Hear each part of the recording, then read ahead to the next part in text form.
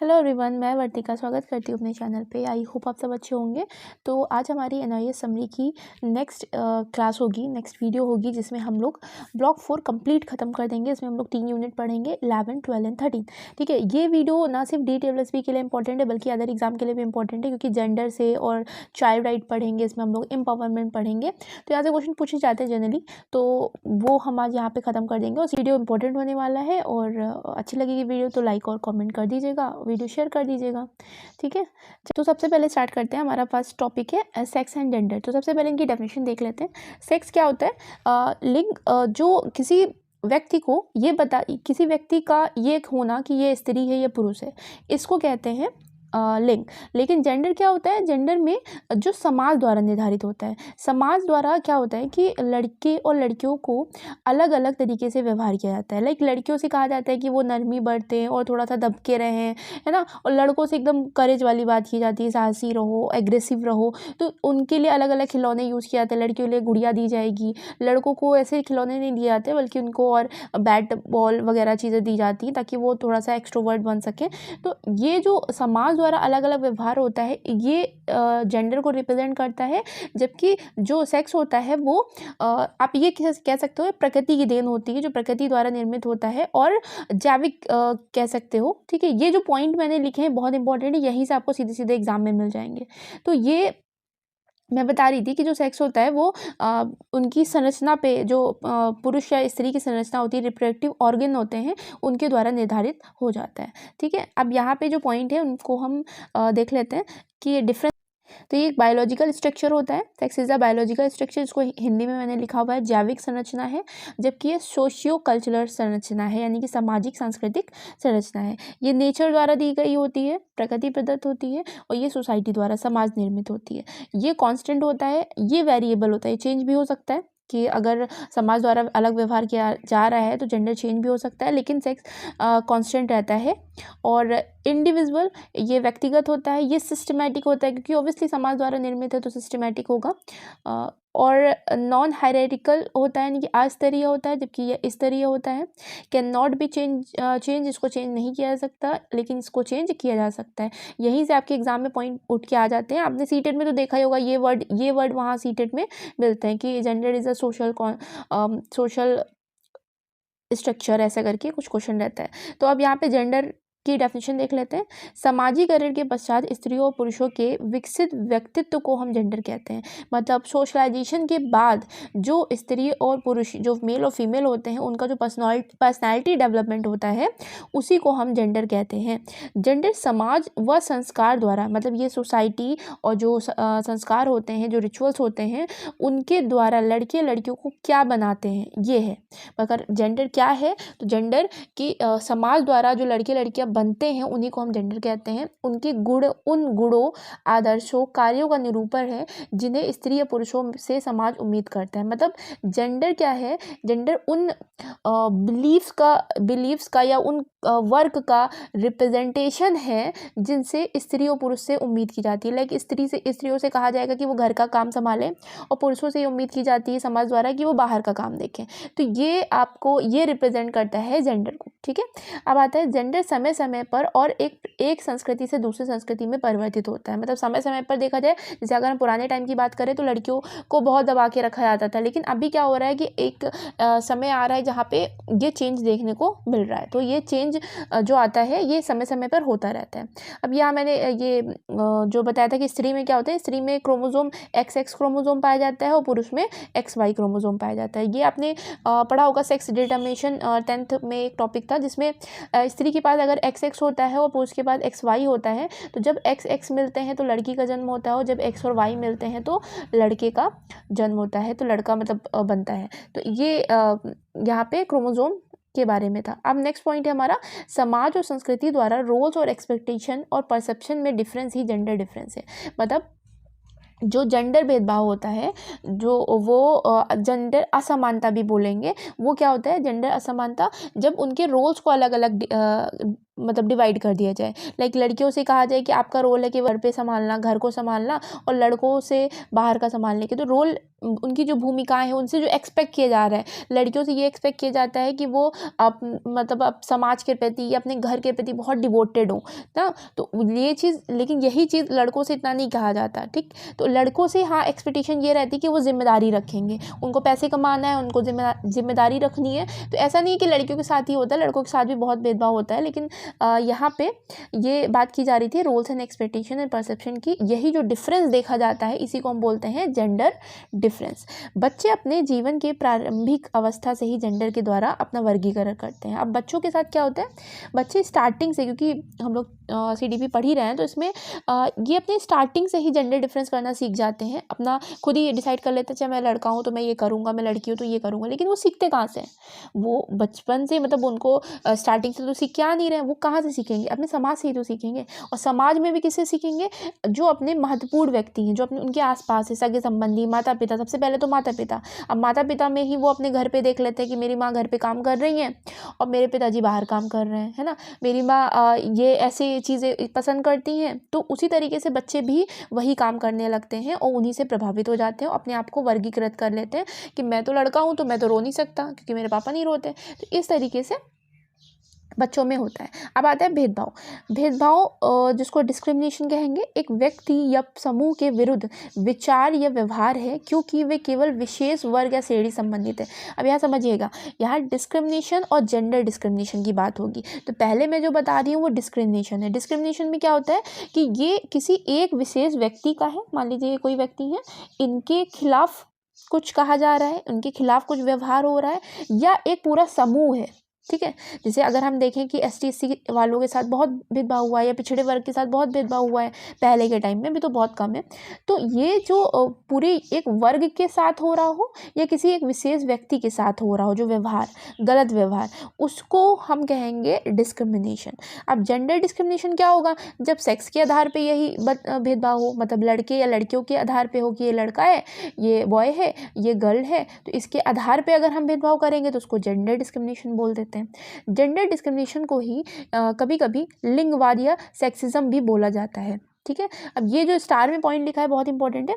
देखिए, अगर ये बात हो रही है कि लड़के लड़कियों के लिए अलग अलग हम व्यवहार करते हैं, अलग अलग जो हमारा बिहेवियर रहेगा, तो लड़कों और लड़कियों के लिए जो अलग अलग टॉयलेट बनाए जाते हैं, तो वो भी तो जेंडर डिस्क्रिमिनेशन में आना चाहिए ना, क्योंकि अलग अलग व्यवहार हुआ। लेकिन नहीं, यहाँ पे लड़के और लड़कियों के लिए जो अलग अलग शौचालय उपलब्ध कराना भेदभाव नहीं है, बल्कि जेंडर सेंसिटिविटी है।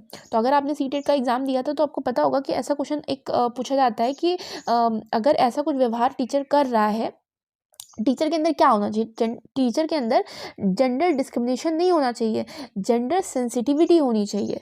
ठीक है, तो सेंसिटिविटी को डेवलप करना है, और ये तो जेंडर के लिए है, अदरवाइज भी अगर किसी विशेष वर्ग के लिए भी आपको सेंसिटिव होना है, क्योंकि बच्चा क्या करेगा, टीचर को देख के ही सीखेगा। ठीक है, तो उनके मतलब आपको बोलने से पहले चीज़ ध्यान रखना चाहिए कि किसी विशेष वर्ग या किसी विशेष जेंडर को या लिंग को वो तकलीफ ना पहुँचा रहा हो। जेंडर डिस्क्रिमिनेशन घर से ही प्रारंभ होता है, तो मैंने अभी बताया था, क्योंकि बच्चे माता पिता को ही देख करके सीखते हैं। तो अब हम नेक्स्ट टॉपिक देखते हैं, टाइप्स ऑफ जेंडर डिस्क्रिमिनेशन। यहाँ पे हम लोग 2 टाइप के जेंडर डिस्क्रिमिनेशन देखने को मिलते हैं, यानी कि जेंडर भेदभाव देखने को मिलते हैं। एक होता है डायरेक्ट, एक होता है इनडायरेक्ट। डायरेक्ट क्या होता है? प्रत्यक्ष, जो सामने से दिखता है कि हाँ यहाँ जेंडर डिस्क्रिमिनेशन हो रहा है।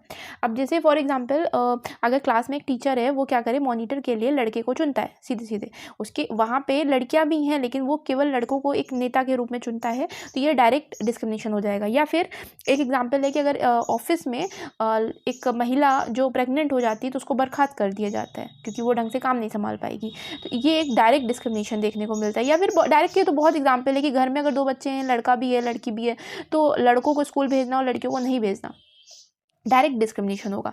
इनडायरेक्ट के लिए मैं यहाँ पे, अभी लड़कियों को लेके बहुत चीज़ें होती हैं, लेकिन मैं यहाँ लड़कों के पक्ष में कहना चाहूँगी कि जैसे मैंने ये चीज़ देखा है कि होता क्या है कि लड़कियों को कहीं ना कहीं सिंपैथी मिल जाती है, ये है फैक्ट। अभी जो समाज है हमारा, आज का जो समाज है, वो थोड़ा सिंपैथी दे देता है कि हाँ घर में प्रॉब्लम है, उनको छुट्टी दे दी गई।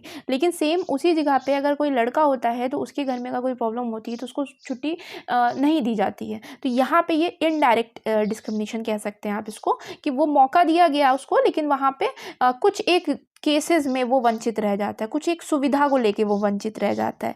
और जैसे एग्जाम्पल के लिए एक इन्होंने जो बुक में एग्जाम्पल दिया था वो ये दिया था कि अगर एक ऑफिस का मालिक है, वो फर्नीचर जो नए फर्नीचर लाता है वो केवल पुरुषों के लिए खरीदता है, तो महिलाओं के लिए नहीं खरीदता, तो वो आपका हो जाएगा इनडायरेक्ट आपका डिस्क्रिमिनेशन। ठीक है, तो वो हो जाएगा इनडायरेक्ट जेंडर डिस्क्रिमिनेशन। एक एग्जांपल और याद आ गया, जैसे घर में क्या होता है कि बच्चों के लिए खिलौने आते हैं लेकिन लड़कों के लिए थोड़ा ज़्यादा आ गया, लड़कों के लिए कुछ एक्स्ट्रा चीज़ें आ गई, तो वो आपका इनडायरेक्ट डिस्क्रिमिनेशन में आप डाल सकते हो।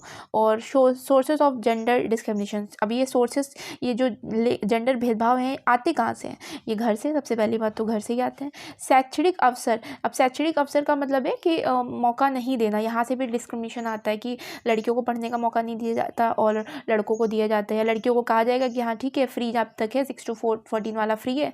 अभी भी एक ऐसे बहुत सारे गरीब घर हैं जो पुअर फैमिली से बिलोंग करते हैं, तो वहाँ पे फ्री एजुकेशन के लिए उनको भेज दिया जाता है और उसके बाद की एजुकेशन फिर उनकी कंप्लीट नहीं हो पाती, या उनके पास स्कूल नहीं है तो इतना वो रिस्क ही नहीं लेते कि भेजना है। सरकारी नीतियाँ, कुछ सरकारी नीतियों में भी डिस्क्रिमिनेशन देखने को मिलता है, रोजगार में भी देखने को मिलता है, जैसे अभी मैंने बताया भी कि ऑफिस में ऐसा कुछ हो जाता है। पाठ्य पुस्तक और पाठ्यचर्या, देखिए ये बहुत इंपॉर्टेंट रोल प्ले करते हैं कि हमारा जो करिकुलम है या जो टेक्स्ट बुक है वो सीधे सीधे बच्चे पे प्रभाव डालेंगे। अगर टेक्स्ट बुक में, अब तो टेक्स्ट बुक में चेंज हो रहा है, मतलब धीरे धीरे इस बदलाव हो रहा है, लेकिन जैसे टेक्स्ट बुक में क्या है, अगर कहीं ये लाइन लिखी है कि मम्मी घर का खाना बनाती है, पापा बाहर का देखते हैं, तो बच्चा भी तो वही सीखा ना। तो ये सोर्सेज होते हैं जेंडर डिस्क्रिमिनेशन के। और अध्यापक, टीचर खुद एक एग्जाम्पल होता है, सबसे बड़ा रिसोर्स वही है टीचर सिखाने के लिए। सबसे पहला रिसोर्स तो टीचर खुद स्वयं है ना वो, तो अगर टीचर ही वैसा रिएक्ट करेगा तो बच्चे भी उससे सीखेंगे। तो यहाँ पे ये सारे सोर्सेज हो गए। अब नेक्स्ट है कि यहाँ पे जो हमारा ह्यूमन राइट कमीशन है, मानवाधिकार आयोग है, उसके अनुसार जो जेंडर डिस्क्रिमिनेशन का एक मुख्य कारक धर्म होता है। अब ये कई सारे धर्मों में देखा गया है कि महिलाओं को पुरुषों से नीचे रखा जाता है, ठीक है, उनको समानता नहीं दी जाती है, तो एक जेंडर डिस्क्रिमिनेशन का तो मेन एक रीज़न धर्म ही हो जाता है। अब नेक्स्ट टॉपिक है सेक्स स्टीरियोटाइप, यानी कि लिंग रूढ़िवाद क्या होता है। तो ये एक सामूहिक विचारधारा है, मतलब एक विचारधारा होती है या बिलीफ का एक समूह होता है जो कि स्त्री और पुरुषों के बारे में होता है और प्रायः आधारहीन होता है। मतलब ये जो एक विचारधारा मान सकते हैं, अभी जो मैं बता रही थी वो सारा क्या स्टीरियोटाइप है। लड़कियों को पाबंदी में रखना, कि जो बॉयज़ हैं उनसे कहना कि वो रोए ना, तो ये आपका कहीं ना कहीं एक रूढ़िवाद को दिखाता है। और उनको खेल की सामग्री अलग अलग प्रोवाइड कराना, कि लड़कियां तो नरम होती हैं तो उनके लिए गुड़िया ही बनी हुई हैं, और लड़के थोड़ा करेजियस होंगे तो उनके लिए बाहर वाली चीज़ें, गेम्स वगैरह बने हुए हैं इस तरीके से। और उनको एक रूढ़िवाद, जैसे हम लोगों के समाज में बहुत देखा जाता है कि लड़कियां अगर पढ़ लिख जाएंगी तो वो घर नहीं संभाल पाएंगी, ये एक रूढ़िवादी मानसिकता होती है।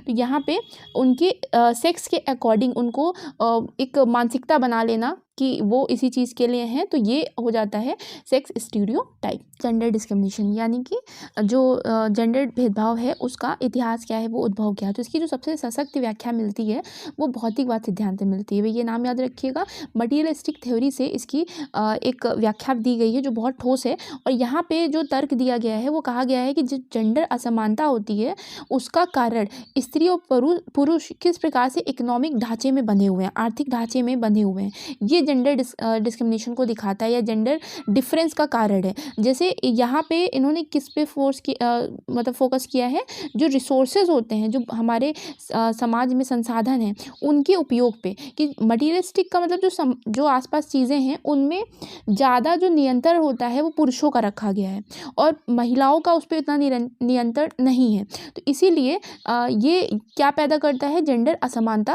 पैदा करता है। NEP 1986 में एक लाइन बोली गई है कि gender inequality is a cumulative distortion of past, यानी कि हमारे जो पूर्व हैं उन्हीं से ही आई हुई जेंडर इनइक्वालिटी है 1986। अच्छा, 1986 इसलिए भी बहुत इंपॉर्टेंट है क्योंकि इसमें महिला सशक्तिकरण की बात की गई है बहुत ठोस लेवल पे। मतलब महिला को गर्ल एजुकेशन, महिला के सशक्तिकरण के लिए गर्ल एजुकेशन पे बहुत फोकस किया गया था। अब बाल विवाह के बारे में एक पॉइंट है कि बाल विवाह प्रथा की शुरुआत कब हुई, लगभग 6वीं शताब्दी में प्रारंभ हुई है, ठीक है, तो 6th सेंचुरी में, याद रखिएगा। अब यहाँ पे कुछ डेटा है जो कि आपका सेंसस से रिलेटेड है। तो सेंसस 2011 के अनुसार जो सेक्स रेशियो है वो कितना है। पहले सेक्स रेशियो क्या होता है, नंबर ऑफ फीमेल पर 1000 मेल, यानी कि 1000 पुरुषों पे कितनी महिलाएं हैं, इन्हीं को बोला जाता है सेक्स रेशियो यानी कि लिंग अनुपात। अब 2011 की जनगणना के अनुसार पूरे इंडिया का सेक्स रेशियो 943 है। और जबकि शिशु लिंग अनुपात कितने एज ग्रुप का होता है, 0 से 6 वर्ष के बीच के बच्चों का होता है, तो ये 919 है। अब बुक में 914 दे रखा था, तो अगर ऐसा कुछ भी ऑप्शन होगा, लेकिन 919 वाला ऑफिशियल डेटा है, ठीक है। और एक और चीज़ आप कमेंट करके बताइएगा कि कहाँ का सेक्स रेशियो सबसे ज़्यादा है, ठीक है।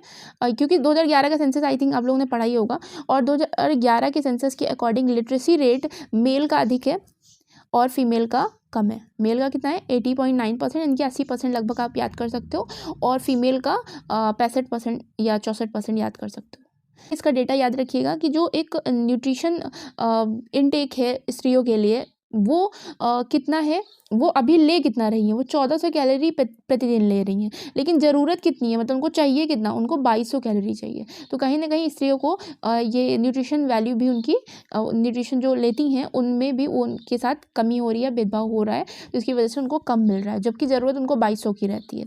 सरकार ने 2005 में घरेलू हिंसा के खिलाफ कानून बनाया था। तो ये जो वो जो वायलेंस एक्ट है, जो डोमेस्टिक वायलेंस एक्ट है, वो आपका 2005 में बना था, याद रखिएगा। नेक्स्ट पॉइंट है इंटरनेशनल वुमेंस डे कब मनाया जाता है, सबको पता होगा 8 मार्च को मनाया जाता है। 8 मार्च को हर साल इंटरनेशनल वुमेन डे मनाया जाता है, लेकिन इसकी शुरुआत किसने की थी, तो क्लारा जेटकिन नाम है, ये जर्मनी की थी और सोशलिस्ट लीडर हैं। इनके द्वारा बहुत सारे ऐसे काम किए गए, देन इंटरनेशनल वुमेन डे की शुरुआत हुई। समता और समानता, इक्विटी एंड इक्वालिटी क्या होता है, तो देखिए इक्विटी एंड इक्वालिटी का बहुत अच्छा सा एग्जाम्पल ऐसा हो सकता है कि अगर इक्वालिटी में क्या होता है कि सबको, चाहे लड़का हो चाहे लड़की हो, उसको समान रूप से एक चीज़ अपॉर्चुनिटीज़ या फिर जो भी आप व्यवहार कर रहे हो समान रूप से कर देना। इक्विटी का मतलब होता है उनकी ज़रूरत के अनुसार करना, ठीक है। इक्विटी का मतलब होता है उनकी ज़रूरत के अनुसार करना। इसको कहते हैं जिसे यहाँ डेफिनेशन दे रखी है, process of being fair to man and women. मतलब ये प्रक्रिया होती है कि आप फेयर हो, निष्पक्ष हो मैन और वुमेन के, उनकी आवश्यकता अनुसार उनको अपॉर्चुनिटीज़ दे देना ही कहलाता है इक्विटी। इक्विटी एक प्रोसेस है जिसमें इक्वालिटी इन्वॉल्व होती है, ठीक है। इक्विटी एक प्रोसेस है, ऐसे याद कर सकते हो, ये इक्विटी है और इसमें इक्वालिटी इन्वॉल्व है। अब नेक्स्ट चैप्टर स्टार्ट होता है यूनिट 12, एम्पावरिंग गर्ल चिल्ड्रन की महिला सशक्तिकरण की बात की गई है इस चैप्टर में। अब एम्पावरमेंट यानी कि सशक्तिकरण क्या होता है, is defined as to make powerful, कि आपको शक्ति प्रदान करना, आपको ताकत प्रदान करना। और यहाँ पे जो पावर बताई गई है वो 4 तरीके से संचालित होती है। इनके बस नाम इंपॉर्टेंट है, इतना डिटेल आता नहीं। शक्ति प्रदर्शन करना, शक्ति प्रदान करना, अंतर्निहित शक्ति और शक्ति युक्त होना। मतलब वही कि आप एक्सप्रेस कर दे रहे हो, आपको शक्ति दी गई, आपके अंदर है शक्ति, मतलब अंदर से मजबूत होना, कॉन्फिडेंस आना, और शक्ति युक्त होना कि आपके पास पावर आ जाना। संसाधन जो होते हैं, रिसोर्सेज होते हैं, वो 4 टाइप के होते हैं। वो कौन कौन से होते हैं, एक प्राकृतिक, बौद्धिक, मानव, वित्तीय। अभी अचानक संसाधन की बात क्यों होगी, क्योंकि इस चैप्टर में बात कही जा रही थी कि महिलाओं को, जैसे अभी बताया था ना कि भौतिक वाले में, भौतिक जो थ्योरी थी, भौतिकवाद थ्योरी थी, उसमें यह था कि पुरुषों को ज़्यादा नियंत्रण दिया जाता है रिसोर्सेज पे। तो महिला सशक्तिकरण कब होगा, जब वो अपने फैसले खुद ले सकेंगी, जब रिसोर्सेज पे उनका भी नियंत्रण होगा, वो भी कंट्रोल कर सकेंगी, वो भी अपने अकॉर्डिंग चल सकेंगी। तो यह इसी वजह से यहाँ पे रिसोर्सेज की बात की गई थी। रिसोर्सेज 4 टाइप के होते हैं, प्राकृतिक, नेचुरल, इंटेलेक्चुअल, ह्यूमन और फाइनेंशियल। ये मैं इंग्लिश में बोल रही हूँ, यहाँ हिंदी में लिखा हुआ है। प्राकृतिक में आ जाता है ज़मीन और पानी, मतलब जो नेचुरल 1 आ जाएंगे, और बौद्धिक में सूचना ज्ञान आ जाता है। मानव में जो मानव श्रम आ जाएगा, व्यक्ति आ जाएगा, कौशल स्किल आ जाएगा, और वित्तीय में पैसा वैसा आ जाएगा, मतलब रुपए, जमीन जायदाद, जमीन नहीं, जमीन तो नेचुरल में आ गया, जमीन जायदाद मतलब प्रॉपर्टी की बात की जा रही है। अब जो एम्पावरमेंट होता है, एम्पावरमेंट 2 लेवल पे होता है, एक होता है इंडिविजुअल, एक होता है सामूहिक। अब इंडिविजुअल का मतलब आप ऐसे समझिए कि किसी एक व्यक्ति के साथ, किसी एक व्यक्ति का, लाइक अगर हम बात करें कोई एक महिला है जिसके घर पे बहुत सारी उसके साथ अत्याचार हो रहा था, देन उसका एम्पावरमेंट होना, तो वो हुआ इंडिविजुअल। सामूहिक का मतलब एक ग्रुप का, जैसे आप ऐसे याद कर सकते हो कि अगर जो एसिड अटैक वाले जो वुमेन्स होती हैं, ठीक है, तो उनका एक कलेक्टिव ग्रुप होता है, उनका साथ में एम्पावरमेंट करना, या फिर जो विधवा होती हैं उनके साथ भी काफ़ी भेदभाव होता था, अभी तो कम है। तो ये जो वो उनको कलेक्टिव रूप से मतलब हेल्प करना या एम्पावर करना ही कहलाता है कलेक्टिव एम्पावरमेंट। तो सामूहिक सहमति और क्रियान्वयन शामिल होता है इसमें, और इंडिविजुअल में क्या होता है, सोशियो इकोनॉमिक पॉलिटिकल एम्पावरमेंट होता है, यानी कि सामाजिक, आर्थिक और राजनीतिक पावरमेंट सशक्तिकरण होता है। सशक्तिकरण कैसी प्रक्रिया है, ये पॉइंट इंपॉर्टेंट है। बॉटम अप अप्रोच है, यानी कि धरातल से ऊपर की ओर वाला अप्रोच है, यानी कि वुमेन खुद डिसाइड करें कि what they need. Bottom up approach में ये होता है कि पहले तो वो खुद ही अरे कोई आ करके आपको, मतलब ये होता है कि हाँ हम कह सकते हैं, हम गाइड कर सकते हैं एम्पावरमेंट के लिए, लेकिन शुरुआत तो आपको खुद के इनर सोल से ही करनी पड़ेगी ना। तो यहाँ पे खुद डिसाइड करें कि उन्हें क्या चाहिए, ठीक है, उसके अकॉर्डिंग फिर वो फैसले लें। वुमेन के सशक्तिकरण में एजुकेशन इज़ इम्पॉर्टेंट। अब वुमेन का एम्पावरमेंट होगा कैसे, तो वुमेन के एम्पावरमेंट के लिए एजुकेशन मोस्ट इंपॉर्टेंट है। यहाँ बहुत, अगर बुक पढ़ेंगे ना तो आपको बहुत सारी स्टोरीज मिलेंगी इस चैप्टर में। यहाँ पे बताया गया कि एक लड़की है रीता, उसके साथ कुछ ऐसा होता है कि मतलब वो खेत में काम करती है, उसके हस्बैंड की डेथ हो जाती है, तो उसकी अपनी लड़की को पढ़ने नहीं देती है और काम में ही लगा लेती है। तो फिर टीचर आती है, टीचर समझाती है, फिर एजुकेट करती है, फिर वो लड़की क्या बन जाती है, फार्मासिस्ट बन जाती है, और फिर अब तो वो प्रॉपर मतलब अपने पैरों पे खड़ी है। तो ये एम्पावरमेंट की ऐसे बहुत सारी स्टोरी आपको देखने को मिलेगी, भेदभाव से रिलेटेड देखने को मिलेगी इस चैप्टर में। अब ये जो एजुकेशन की था, क्योंकि मैंने बताया कि एम्पावरमेंट के लिए एजुकेशन इंपॉर्टेंट है, तो एजुकेशन दो टाइप की है, फॉर्मल और नॉन फॉर्मल। फॉर्मल को औपचारिक बोलते हैं या परंपरागत भी बोलते हैं, और नॉन फॉर्मल को अनौपचारिक और अपरंपरागत बोलते हैं। अब यहाँ पे जो फॉर्मल होती है, फॉर्मल में स्कूल एंड कॉलेजेस या कोई इंस्टीट्यूशन आ जाएगा, जहाँ पे आपका टाइम फिक्स होता है, आपकी एज लिमिट भी ऐसा कुछ डिसाइड हो जाता है कि हाँ इतने से इतने वाले जाएंगे, तो वो फॉर्मल एजुकेशन होती है। नॉन फॉर्मल एजुकेशन जैसे एनजीओ द्वारा चलाई जाती है, या फिर जो डिस्टेंस लर्निंग कोर्स होते हैं उनमें आप देख सकते हो, तो ये नॉन फॉर्मल में आ जाएगा। गवर्नमेंट ने इसकी शुरुआत शैक्षिक रूप से पिछड़े राज्यों में की। जो नॉन फॉर्मल वाली है वो ऐसे स्टेट में की इसकी शुरुआत जहाँ पे एजुकेशन सेक्टर में बहुत पिछड़े हुए हैं, ठीक है, एजुकेशन से रिलेटेड बहुत पिछड़ा हुआ राज्य है, वहाँ पे ऐसे नॉन फॉर्मल एजुकेशन की शुरुआत की गई। अब ये जो पॉइंट है ये इंपॉर्टेंट है, ये नॉन फॉर्मल एजुकेशन की पॉइंट है कि क्या विशेषता होती है नॉन फॉर्मल एजुकेशन की। तो ऐसे कुछ भी अगर आ जाएगा तो वहाँ पे अगर ये सारे पॉइंट याद हैं तो आप वहाँ से आसानी से आंसर कर लेंगे। तो नॉन फॉर्मल एजुकेशन में क्या होता है कि ये लचीला होता है, फ्लेक्सिबल होता है। फ्लेक्सिबल मतलब लर्नर के अकॉर्डिंग चलता है, लर्नर केंद्रित होता है, यानी कि लर्नर सेंट्रिक होता है, पार्टिसिपेटरी होता है, भागीदारीपूर्ण होता है। फ्लेक्सिबल है मतलब हम लोग के जो भी लर्नर है उसके अकॉर्डिंग चल सकता है। अधिगम प्रक्रिया सैद्धांतिक की बजाय व्यवहारिक होती है। जो इनका जो लर्निंग प्रोसेस होता है एनएफई का, शॉर्टकट में एनएफई बोलेंगे, इसका जो थ्योरेटिकल, इसका जो लर्निंग प्रोसेस होता है वो थ्योरेटिकल नहीं होता है, वो प्रैक्टिकल होता है, मतलब प्रैक्टिकल लाइफ से रिलेटेड होता है। और यह कम खर्चीला होता है क्योंकि यह विद्यमान सुविधाओं का उपयोग करता है, मतलब ये लेस एक्सपेंसिव होता है, या मित्य वही इसको हिंदी में बोलेंगे। और ये क्या होता है कि जो आसपास रिसोर्सेज हैं, सुविधाएं हैं, उनका ज़्यादा यूज़ किया जाता है इसमें। उन लड़कियों के लिए बेस्ट है जो पढ़ाई बीच में छोड़ चुकी हैं। देखिए दो तरीके से लड़कियों के साथ ज़्यादा ही होता है कि या तो लड़कियां बीच में ही छोड़ देती हैं पढ़ाई, या तो उनको भेजा नहीं जाता। तो दो केस होते हैं। तो जो बीच में छोड़ चुकी हैं, अगर वो पढ़ना चाहती हैं, उनकी एज निकल गई, तो उनके लिए बेस्ट है, क्योंकि यहाँ कोई भी एज का बाउंडेशन, कोई भी टाइम का बाउंडेशन नहीं रहता है, आसानी से वो पढ़ सकती हैं। कक्षाएं जो होती हैं, क्लासेस जो होती हैं, वो सुबह, दोपहर, शाम बच्चों की सुविधा अनुसार चलती हैं। पाठ्यचर्या आवश्यकता आधारित, अब ये बहुत इंपॉर्टेंट पॉइंट है, इसका जो एनएफई का जो करिकुलम होता है नॉन फॉर्मल एजुकेशन का, ये जो करिकुलम होता है उनकी नीड के अकॉर्डिंग होता है और उनके लाइफ स्किल के अकॉर्डिंग होता है। मतलब ऐसा कुछ हो कि वो अपनी लाइफ में कोई स्किल उनको सिखा करके ताकि वो आगे कुछ काम भी कर सके, इसके अकॉर्डिंग होता है। यहाँ पे कोई प्रोफेशनल टीचर नहीं होता है, बल्कि एक लोकल इंस्ट्रक्टर होता है। ये एनजीओ द्वारा रन किए जाते हैं। जो एनएफई होते हैं वो एनजीओ द्वारा, नॉन गवर्नमेंट ऑर्गेनाइजेशन द्वारा रन किए जाते हैं। ये सारे पॉइंट जो मैंने बताए वो एनएफई के पॉइंट है। अब यहाँ पे कुछ आर्टिकल दे रखे हैं, आर्टिकल 15 एंड आर्टिकल 15(3). यहाँ पे आर्टिकल 45 की भी बात हुई थी, तो उसके बारे में मैं पहले भी बता चुकी हूँ। आर्टिकल 45 में क्या था कि जब हमारा संविधान बना था, आर्टिकल 45 डीपीएसपी में आता है, ठीक है। अब डीपीएसपी जब हम पॉलिटी पढ़ेंगे तो उसको डिटेल में पढ़ेंगे, लेकिन अभी मैं रफली बता देती हूँ कि आर्टिकल 45 में ये है कि जो 6 से 14 साल तक के बच्चे हैं उनके लिए, मतलब जो कॉन्स्टिट्यूशन बना ना, हमारा संविधान बना, तो उस टाइम ये बात कही गई आर्टिकल 45 में कि 6 से 14 साल तक के बच्चे को संविधान के कुछ सालों के अंदर ही आपको फ्री एंड कंपलसरी एजुकेशन देना है। और ये किसका जिम्मेदारी है, किसका दायित्व है, राज्य का दायित्व है। मतलब ये थोप दिया गया राज्य के ऊपर। अब हुआ क्या, क्योंकि डीपीएसपी को आप चैलेंज नहीं कर सकते हो, और जब डीपीएसपी को आप चैलेंज नहीं कर सकते तो क्या हो जाएगा कि राज्य अगर सक्षम है तो वो देगा, राज्य अगर सक्षम नहीं है तो वो नहीं देगा। बाद में क्या हुआ, बाद में जब ये 21A वाला आर्टिकल आया ना, जो हमारा आरटीई है, एक्ट बना, उसके साथ ही वो 1986 में एक अमेंडमेंट हुआ जिसके द्वारा 21A, तो बहुत इंपॉर्टेंट आर्टिकल है, इसी के द्वारा 6 से 14 साल तक के बच्चों को फ्री एंड कंपलसरी एजुकेशन मौलिक अधिकार में डाल दिया गया। मौलिक अधिकार का मतलब अगर किसी बच्चे को नहीं मिलेगा तो सीधे वो कोर्ट जा सकता है, क्योंकि वो उसका मौलिक अधिकार है। और अब आर्टिकल 45 में क्या हो गया, ECCE को रख दिया गया कि 6 साल से जो छोटे बच्चे हैं उनकी जिम्मेदारी अब राज्य को दे देगी। मतलब डीपीएसपी में मोस्टली राज्य का ही दायित्व रहता है कि आप फोर्स नहीं कर सकते हो राज्य को कि वो दे ही।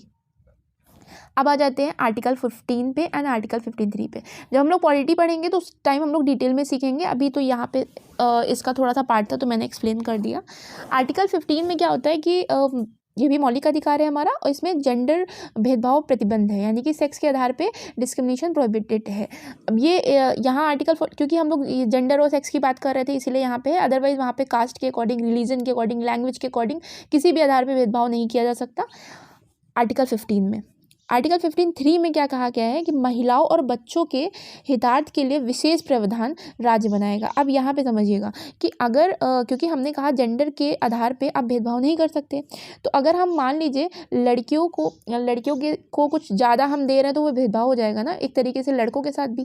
तो यहाँ पे 15(3) में मेंशन कर दिया गया है, क्योंकि उनको कुछ विशेष छूट या विशेष आवंटन दिया जा सकता है महिलाओं और बच्चों को। इसको भेदभाव की कैटेगरी में ये राज्य बनाएगा, मतलब ये प्रावधान दे दिया गया है 15(3) में। अब जो नेक्स्ट पॉइंट है हमारा वो ये है कि इंडिया ने एक 1980 में एक कमेटी बनी थी जिसपे एक हस्ताक्षर किए थे। ये जो कमेटी बनी थी ये इंटरनेशनल ट्रीटी थी, इंटरनेशनल संधि थी, ये जो इंटरनेशनल लेवल पे बनी थी। और इस कमेटी का नाम क्या था, full form they, committee on elimination of all kind of discrimination against women. मतलब ये भी आप ना याद रखिएगा, मैं तो कहती हूँ बस इतना याद रखिएगा। 1980 में एक इंटरनेशनल संधि हुई थी जो कि महिलाओं के भेदभाव को ख़त्म करने के लिए इस पर इंडिया ने हस्ताक्षर किए थे।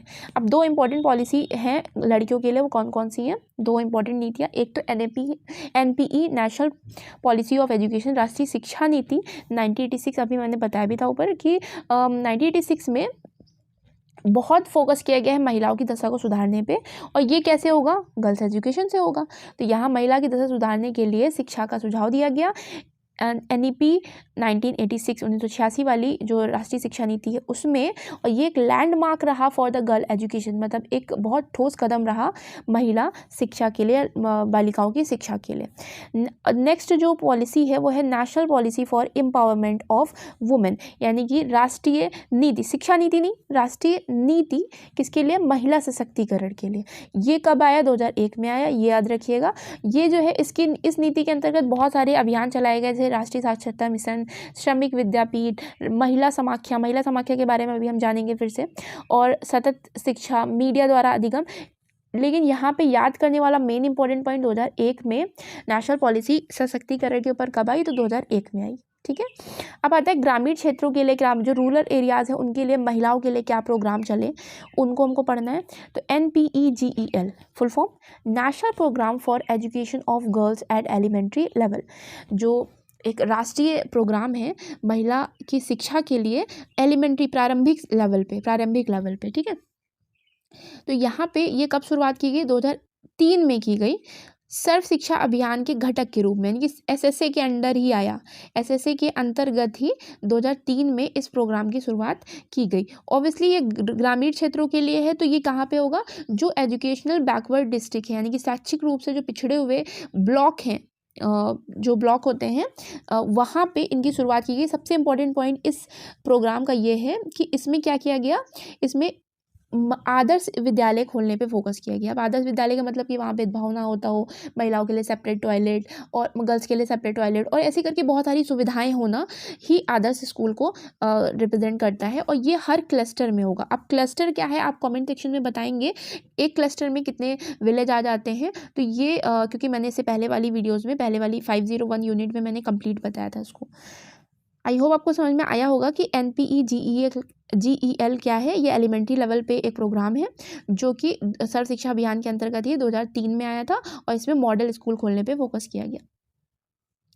कस्तूरबा गांधी बालिका विद्यालय। कस्तूरबा गांधी बालिका विद्यालय के बारे में अगर अदर यूनिट में बहुत डिटेल में यहाँ थोड़ा सा दे रखा था तो थोड़ा सा पढ़ लेते हैं हम लोग कि कस्तूरबा गांधी बालिका विद्यालय 2004 में ये जो स्कीम है 2004 में आई थी। अगेन SSA के अंदर, SSA मतलब सर्व शिक्षा अभियान के अंदर। ये भी किन के लिए थी? जो एजुकेशनली बैकवर्ड ब्लॉक हैं, जो शैक्षिक रूप से पिछड़े हुए ब्लॉक हैं, ज़िले हैं, उनके लिए थी। और यहाँ पे क्या फोकस किया गया? इस योजना के अंतर्गत आवासीय स्कूल, रेजिडेंशियल स्कूल खोले गए। 100 गर्ल्स, इसमें 100 गर्ल्स रहती हैं, मतलब 100 बालिकाओं को रखा जाएगा। और स्पेशली ST SC और माइनॉरिटी के लिए था कि जो अफोर्ड नहीं कर सकते उनके लिए फ्री एजुकेशन की बात की गई। ये आपने देखा होगा अपने आसपास, अगर गांव से बिलोंग करते हैं, लाइक मेरे गांव में है ये कस्तूरबा गांधी बालिका विद्यालय, तो यहाँ पे लड़कियों को रहने की सुविधा होती है। और आई थिंक वो सैटरडे को वो घर आ सकती हैं। तो सैटरडे और संडे अपना, सैटरडे को छुट्टी लेकर के फिर घर आती हैं, संडे रुकती हैं, देन फिर मंडे को जा सकते हैं, ऐसे करके। मेरी एक फ्रेंड पढ़ी है यहाँ पे, तो मुझे इस बारे में पता। महिला समाख्या जो है वो जेंडर इक्वालिटी के लिए, जेंडर समानता के लिए है। और 1989 में तीन राज्यों में गुजरात, कर्नाटक और उत्तर प्रदेश के 10 जिलों में इसकी शुरुआत की गई। तो आप 10 जिले याद रखें या ना रखें, इन 3 राज्यों के नाम, स्टेट के नाम याद रखिएगा। गुजरात, कर्नाटक और उत्तर प्रदेश में 1989 में इसकी शुरुआत की गई। और UEE के लिए काम किया गया। UEE का फुल फॉर्म आप बताएंगे? नहीं, अच्छा मैं ही बता देती हूँ, बहुत क्वेश्चन पूछ रही हूँ। यूनिवर्सलाइजेशन ऑफ एलिमेंट्री एजुकेशन, यानी कि शिक्षा का सार्वत्रिकीकरण, की सबको शिक्षा मिल जाए सार्वभौमिक रूप से, इसके लिए इसकी शुरुआत की गई। अब इसमें था क्या? महिला समाख्या में महिला संघ बनाया गया। महिला संघ ग्राम स्तर पे, वही, क्योंकि अब रूरल प्रोग्राम की बात हो रही है तो सारा प्रोग्राम गांव स्तर के ही हैं। इसमें क्या होता था? ग्राम स्तर पे ये जो संघ बनता था, यहाँ पे महिलाएं आकर के मीटिंग कर सकती हैं, ठीक है, मिलती हैं। सभी एक्टिविटीज़ का एक नोडल केंद्र होता है। अगर कोई एक्टिविटीज़ क्रियाकलाप हो रहा है तो वो एक केंद्र है जहाँ पे ये सारा होगा। वो आपस में एक दूसरे से अपना एक्सपीरियंस शेयर करती हैं। MS इसके लिए संसाधन और प्रशिक्षण सहयोग उपलब्ध कराता है। अब ये जो महिला समाख्या है, ये क्या करेगा? तो ये क्या करता है? यही महिला संघ के लिए रिसोर्सेज और जो ट्रेनिंग है उसको उपलब्ध कराता है MS, यानी कि महिला समाख्या। MS जो महिला समाख्या है वो किशोर लड़कियों के साथ भी काम करता है। और अनौपचारिक शिक्षा केंद्र, महिला शिक्षण केंद्र, आवासीय पाठ्यक्रम चलाता है। ये सारी जो चीज़ें हैं, जो लड़कियों से रिलेटेड शिक्षा केंद्र वाले हैं, वो भी महिला समाख्या में देखने को मिलते हैं। अब महिला समाख्या का आदर्श वाक्य क्या है, ये याद रखिएगा, शिक्षा समानता के लिए। ये इसका जो मेन जो सेंटेंस है वो है। अब NGO के एग्जाम्पल देख लेते हैं। नॉन गवर्नमेंट ऑर्गेनाइजेशन जो होते हैं, नॉन गवर्नमेंट ऑर्गेनाइजेशन, उनके एग्जाम्पल है एकलव्य। प्रथम संस्था, अगर आप ट्रेनिंग पे जाओगे तो आपको अगर आप यूपी से बिलोंग करते हैं तो हम लोग क्या, जो यूपी में जो खाना आता है वो प्रथम संस्था से ही आता था। तो इस बारे में हम लोग को पता था। और प्रथम संस्था ने कुछ स्कूलों में, जैसे हम लोग की पहली टाइम जब ट्रेनिंग लगी थी तो वहाँ कुछ स्कूलों में कंप्यूटर लैब की भी जो सुविधा दी गई थी वो प्रथम संस्था द्वारा ही दी गई थी। तो यहाँ पे एकलव्य NGO है, प्रथम है, महिला समाख्या, लोक जम्बिस, ये सारे NGO के एग्जाम्पल हैं। अब ये जो मैंने नीचे वाले एग्जाम्पल बताए हैं, ये जो NGO हैं ये आपके चाइल्ड से, बच्चों से रिलेटेड है, ठीक है।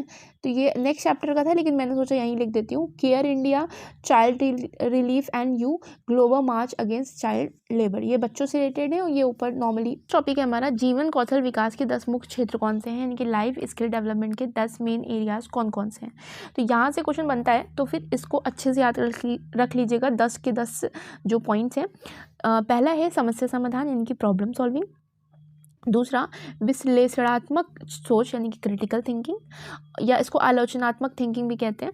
और थर्ड है भावकारी संप्रेषण स्किल, यानी कि इफेक्टिव कम्युनिकेशन स्किल। कम्युनिकेशन का देखिए, ये चीज़ें क्या है कि आपको ऐसे समझिए, लाइफ के लिए आपको के पास कौन कौन सी स्किल्स होनी चाहिए। प्रॉब्लम सॉल्विंग स्किल्स होनी चाहिए, क्रिटिकल थिंकिंग होना चाहिए, अच्छी आप कम्युनिकेट कर सकते हो वो होना चाहिए, आप डिसीजन ले सकते हो वो होना चाहिए, क्रिएटिव थिंकिंग होनी चाहिए, इंटरपर्सनल रिलेशनशिप, यानी कि आप दूसरों को भी समझ सकें तो इंटरपर्सनल रिलेशनशिप होना चाहिए, खुद को भी समझ सकें, सेल्फ अवेयरनेस होना चाहिए, दूसरों के प्रति संवेदना होनी चाहिए, एम्पैथी होनी चाहिए। और 9th है तनाव से। अब यहाँ पे थोड़ा सा इशू है कि coping with stress and emotion. ये दो अलग अलग पॉइंट है, उन्होंने एक साथ दे दिया था, लेकिन यहाँ पे तनाव से आप कैसे कोप करोगे, कैसे आप निकलोगे, और भावनाओं से लगाओ, और भावनाओं से आप कैसे जुड़े रहोगे, ये चीज़। अब तनाव से नहीं जुड़े रहना है तनाव को डील करना है, तो तनाव को डील करना और भावनाओं से कैसे आप रिलेट करोगे या कोप करोगे, ये है आपके 10 के 10 पॉइंट। अच्छे से याद कर लीजिएगा, आप पॉज लेकर के भी इसको याद कर सकते हैं, अदरवाइज PDF तो मिल ही जाएगी। बाल अधिकार जो यूनिट 13 है, वो उसमें हम चाइल्ड राइट्स के बारे में पढ़ेंगे।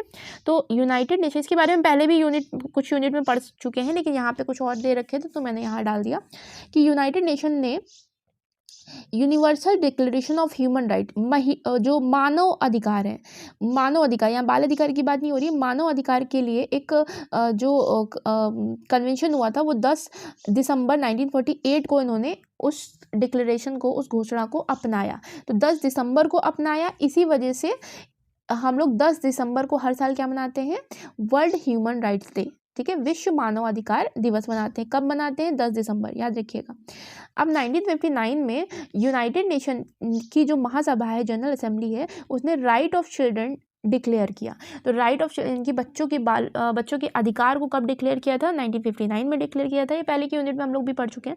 अब यहाँ पे लेकिन उसके बाद जो उनके ऊपर सम्मेलन जो हुआ है, वो कब हुआ है, वो 1989 में हुआ है, याद रखिएगा। जो बच्चों के अधिकार है, उनकी घोषणा 1959 में ही कर दी गई थी, लेकिन उसके ऊपर एक सम्मेलन, बहुत इंपॉर्टेंट सम्मेलन जो हुआ है, वो 1989 में हुआ है। अब यहाँ से ये मैंने एरो बनाया, यहाँ आ जाइएगा। कन्वेंशन को जनरल असेंबली ने 20 नवंबर 1989 को अपनाया, मतलब महासभा ने 20 नवंबर 1989 को उस कन्वेंशन को अपनाया और उसको लागू किया, क्योंकि पूरे विश्व में लागू, जो भी उसके सदस्य यूनाइटेड नेशन के, उनमें लागू होना था। 2 सितंबर 1990 को लागू हुआ, ठीक है। अब यहाँ पे जो बीच में दो एक कन्वेंशन दे रखे हैं, उनकी बस ऐसे डेट याद कर लीजिएगा कि 1966 में दो जो हुए थे, इंटरनेशनल कन्वेंशन ऑन कोविनेंट लिखा हुआ है, आई थिंक कन्वेंशन होगा यहाँ पे, on civil and political rights, और यहाँ पे है economic and social cultural right. ये दोनों ही बच्चों से संबंधित है, ठीक है। ऐसा मत सोचिएगा कि सब मतलब बड़ों के लिए हैं, बच्चों वाले ही हैं, और 1966 में आया था। 1979 में, इसको देखिए, कुछ ऐसी चीज़ें हैं ना, इसको आप हिंदी में नहीं लिख सकते हो, इंग्लिश में ही याद करोगे तभी ईजी रहेगा वो। अब आता है कि 1979 में इंडिया में एक कमेटी बनी किसके लिए, चाइल्ड लेबर प्रॉब्लम के लिए, 1979 में बनी। अब ये इंपॉर्टेंट है, नेशनल पॉलिसी चाइल्ड लेबर के ऊपर कब बनी, यानी कि राष्ट्रीय नीति कब बनी। तो राष्ट्रीय नीति जो बनी है क्या बोलते हैं उसको, बाल मजदूरी के लिए, ठीक है। तो national policy on child labour 1987 में, ठीक है। ये इंपॉर्टेंट है, याद रखिएगा। जैसे भी हमने बताया था कि महिलाओं के एम्पावरमेंट के लिए जो नेशनल पॉलिसी है, वो कब बनी थी, तो वो आपकी 1989 में बनी थी, आई थिंक। एक बार देख लेती हूँ, मैं भी भूल जाती हूँ, नहीं, 2001 में बनी थी, ये देखिए, हाँ 2001 में बनी थी। और यहाँ पे national policy on child labour जो है 1987 में है। अब आ जाता है NCPCR, इसके बारे में भी हम लोग पहली यूनिट में पढ़ चुके हैं, इसलिए मैंने शॉर्टकट में लिख दिया। NCPCR का मतलब है राष्ट्रीय बाल अधिकार सुरक्षा आयोग का गठन। ये एक्ट कब का है, 2005 का है, लेकिन इस आयोग का गठन कब हुआ, 2007 में हुआ, ठीक है, 2007 में हुआ, 5 मार्च 2007। इंग्लिश में अगर मैं बात करूँ उसकी, तो इंग्लिश में आ जाएगा national commission for protection of child right. ये है state commission for protection of child right, यानी कि राज्य द्वारा निर्मित होगा। ये 2005 का ही है, 2005 का ही बच्चों के प्रोटेक्शन के लिए जो अधिकार वाला एक्ट आया था, वो 2005 का एक्ट है, लेकिन उसके थ्रू जो गठन किया गया आयोग का, वो 2007 में किया गया, ठीक है। ये बच्चों के अधिकार से रिलेटेड काम करता है। जो चाइल्ड राइट वाला मेरा एक वीडियो है, जो कि KVS के लिए इम्पोर्टेंट था, वो उसमें मैंने डिटेल में इसको समझाया हुआ है। अब यहाँ पे फेमस NGO है, एक बच्चों के लिए काम करता है, क्राई का फुल फॉर्म याद रखिएगा, child rights and you, child rights and you. अब यहाँ हो जाता है हमारा पूरा ख़त्म, 3 की तीनों यूनिट, और ये पूरा ब्लॉक भी ख़त्म। अब हम आएंगे नेक्स्ट कोर्स पे, तो 506 हो गया यहाँ पे ख़त्म। काफ़ी मेहनत लगी, एक्चुअली थोड़ा टाइम नहीं मिल पाता इसी वजह से, और टाइम ना मिल पाना और इंटरनेट इशू रहता है, इसी वजह से थोड़ा सा प्रॉब्लम होती है, लेकिन कोई नहीं, ये भी देख लिया जाएगा। तो ठीक है, अब थोड़ा सा शेयर वेयर कर दिया करें तो अच्छा लगेगा, क्योंकि काफ़ी मेहनत लग जाती है। So thank you.